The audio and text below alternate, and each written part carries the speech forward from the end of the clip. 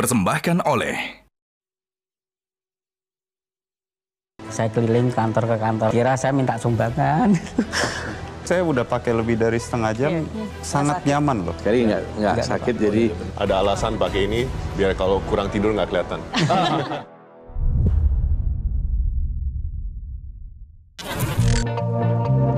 Pemirsa, selamat datang kembali di kompetisi wirausaha Juragan Zaman Now Season 4. Saatnya UMKM naik kelas. Kali ini bersama saya, Jessica Wulandari. Pemirsa, para calon juragan kita hari ini akan membawa karya-karya mereka yang luar biasa. Dimulai dari buku ajaib, kacamata dari bahan kayu, hingga kain tenun Indonesia yang pernah punah. Namun, apakah hal itu cukup untuk menarik hati para panelis sehingga mereka berkesempatan mendapatkan bantuan modal ataupun investasi? Dan tentunya kita bersemangat ya untuk melihat calon juragan pada episode kali ini. Rasanya tidak sabar untuk merayakan peserta yang akan dinobatkan sebagai terjuragan, apalagi ketika perayaannya akan lebih spesial bersama dengan Kongguan, the legendary biskuit. Dan pemirsa juga bisa memfollow Instagramnya di @kongguan_biskuit untuk mengetahui info produk dan juga promo menarik lainnya. Kongguan untuk semua. Mereka tetaplah bersama kami di Juragan Zaman Now Season 4, saatnya UMKM naik kelas. Saya sempat dikira saya minta sumbangan. Itu saya pusing. Saya sampai, waduh, sangat berat Pak waktu itu. Tapi ini saya mungkin menambahkan teman ya, ini saya udah pakai lebih dari setengah jam, sangat nyaman loh.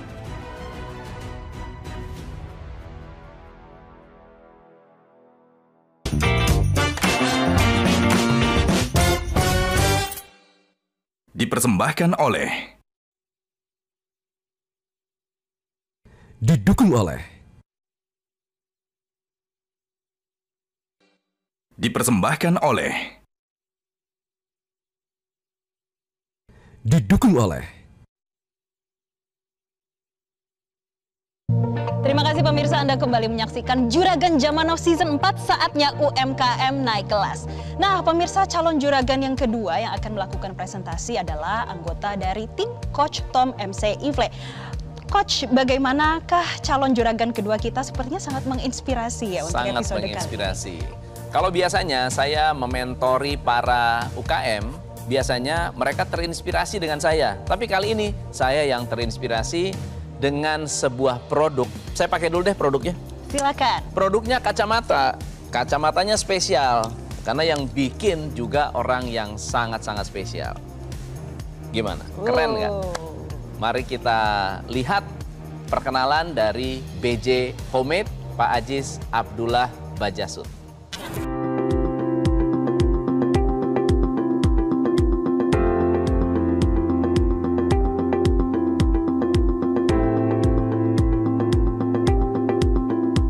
Perkenalkan, nama saya Aziz Abdullah Bajasut. Profesi saya sebagai owner Optik dan perajin dari frame kacamata kayu BJ Homemade.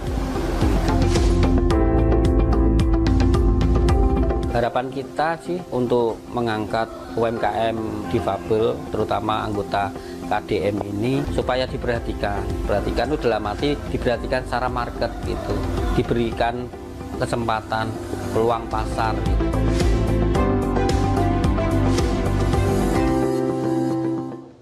Ya pemirsa, luar biasa sekali semangat dan juga inspirasinya.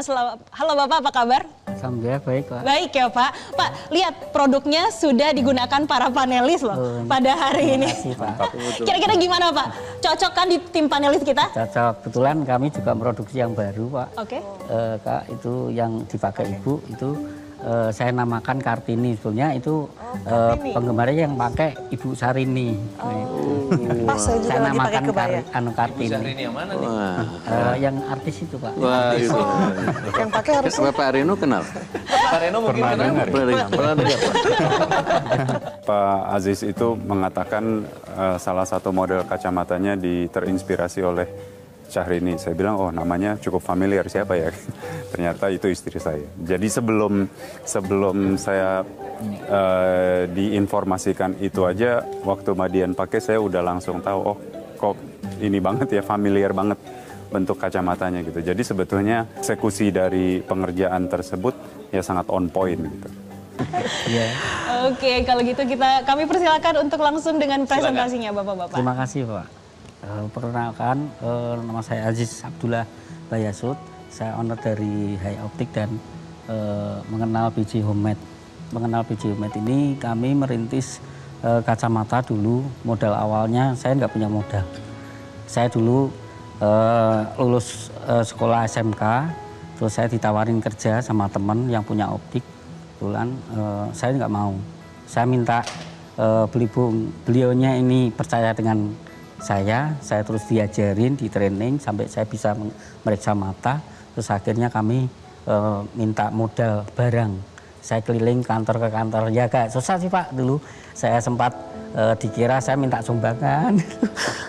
Itu saya pusing. Saya sampai, waduh, sangat berat Pak waktu itu. Akhirnya saya dapat, saya masuk komunitas Pak. Kebetulan komunitas itu saya hobi motor Pak. Motor Lamberta, saya dulu pakai Vespa, merek Lamberta, saya masuk di klub. Dari situ saya dikenal Pak. Saya masih apa ya Pak, istilahnya masih cita-cita Pak. Seandainya saya bisa beli tanah, terus saya bangun untuk teman-teman difabel yang saya pemberdayaan ini bisa tenang. Saya siap untuk sharing profit yang bisa membantu kami Pak. Yang kami butuhkan 250 juta itu, dan kami siap untuk sharing profitnya 15%. Baik, terima kasih Bapak atas presentasinya. Sama-sama. Coach, bagaimana, ada yang ingin ditambahkan?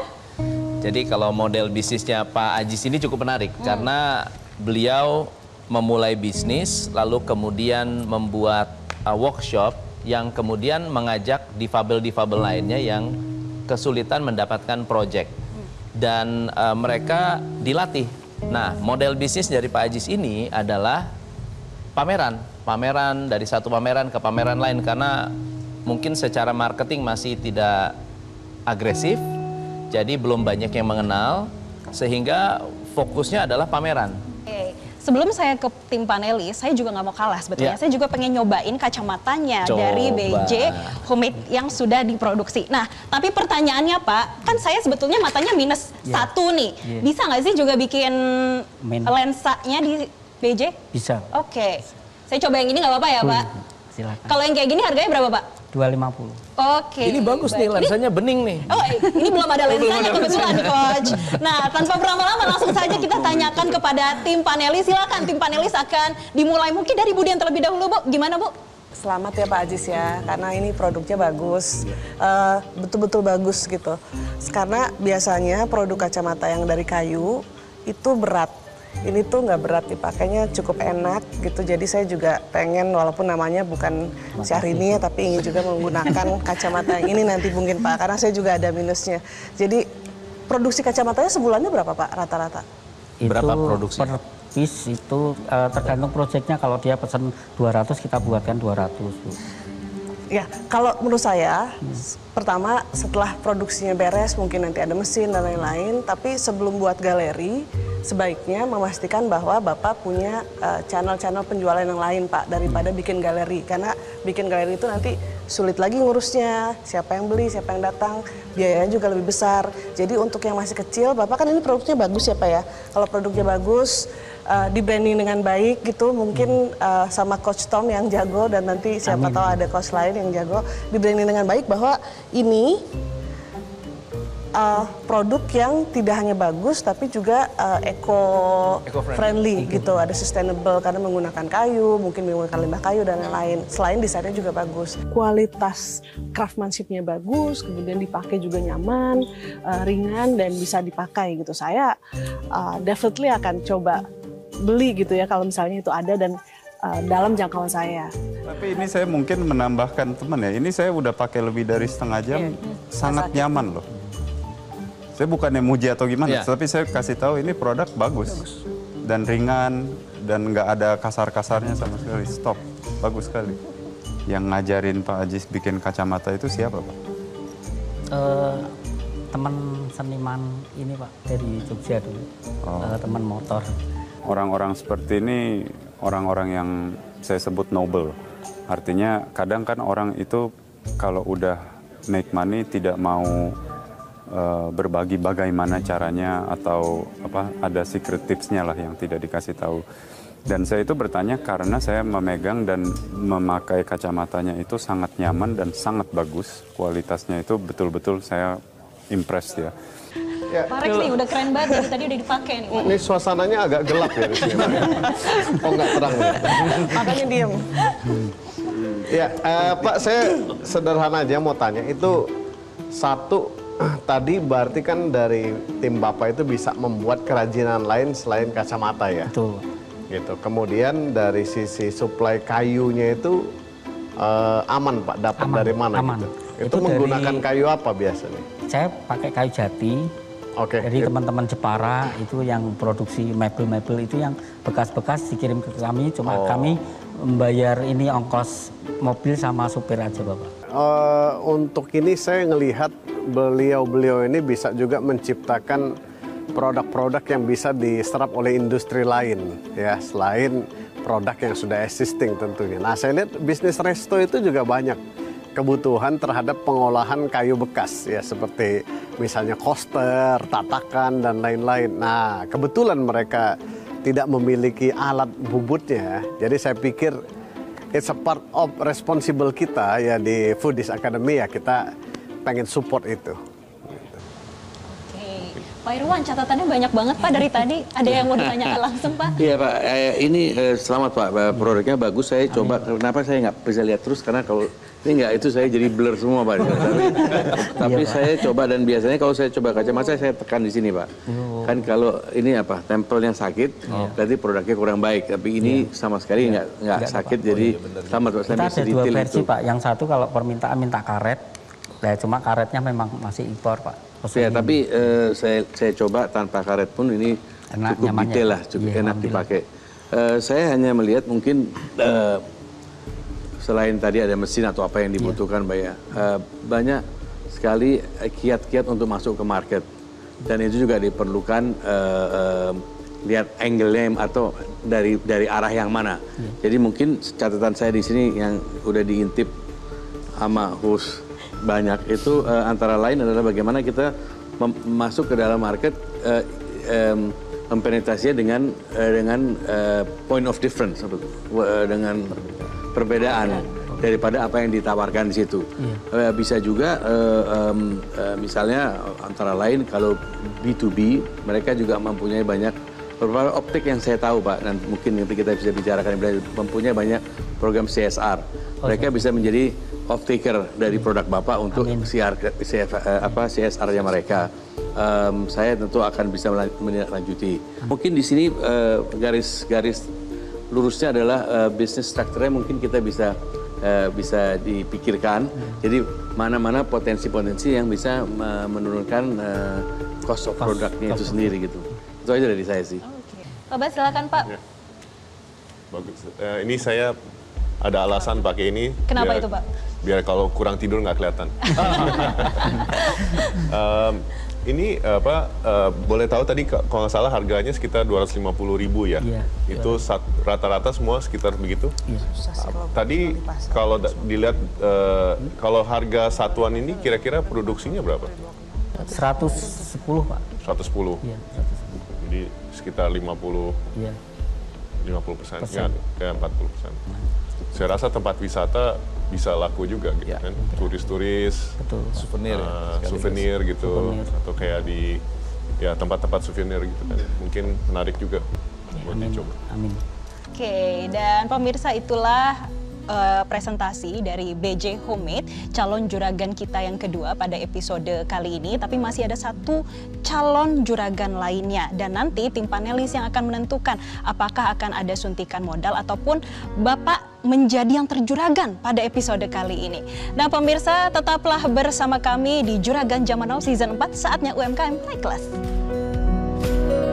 Kira-kira siapakah yang akan pulang dengan tambahan investasi ataupun tambahan modal, dan siapa yang akan menjadi terjuragan pada episode kali ini? Tetaplah bersama kami di Juragan Zaman Now Season 4, saatnya UMKM naik kelas. Dan akan saya pastikan Bapak akan mendapatkan PO yang cukup besar. Ya, ini benar-benar apa? Ya, simple algebra.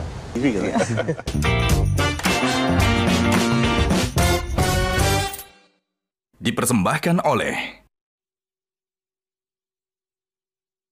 Didukung oleh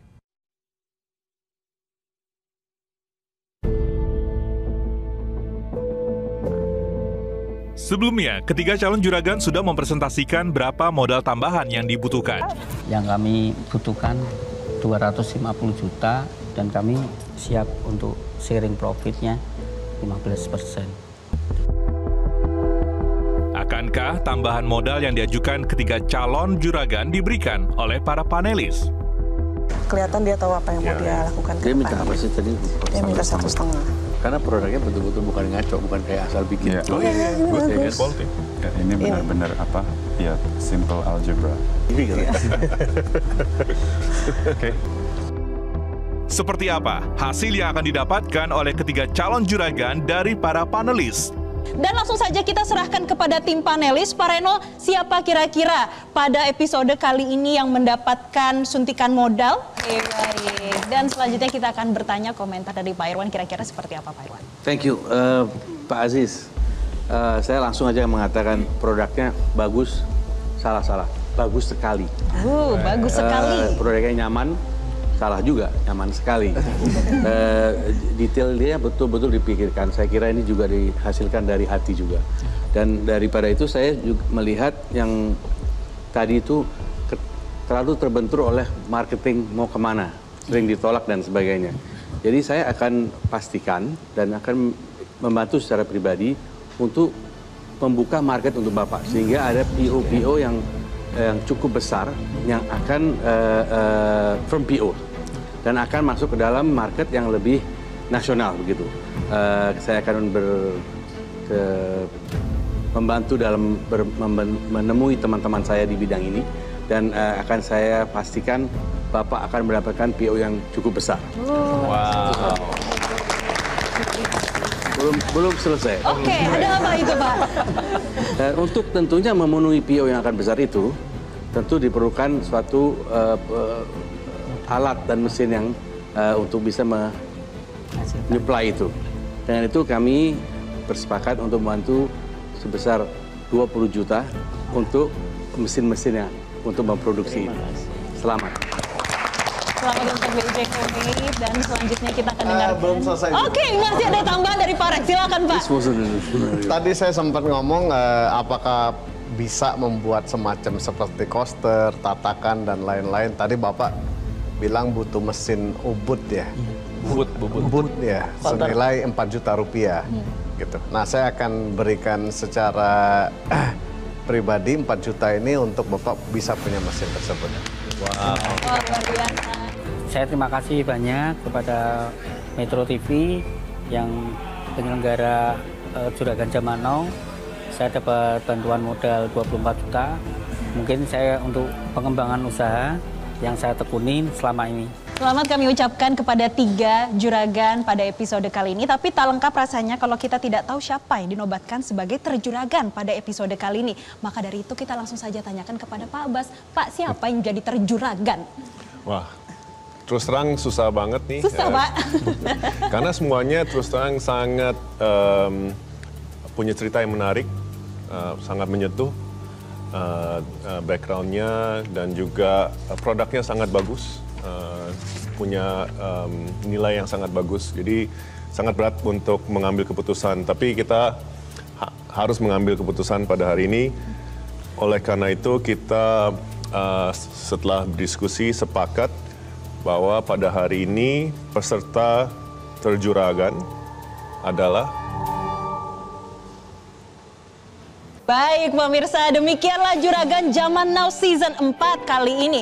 Tapi kira-kira siapakah ketiga calon juragan yang selanjutnya akan mempresentasikan usaha mereka di hadapan para panelis? Apakah mereka akan mendapatkan tambahan modal? Dan saksikan terus Juragan Zaman Now Season 4, saatnya UMKM naik kelas. Terima kasih dan sampai jumpa.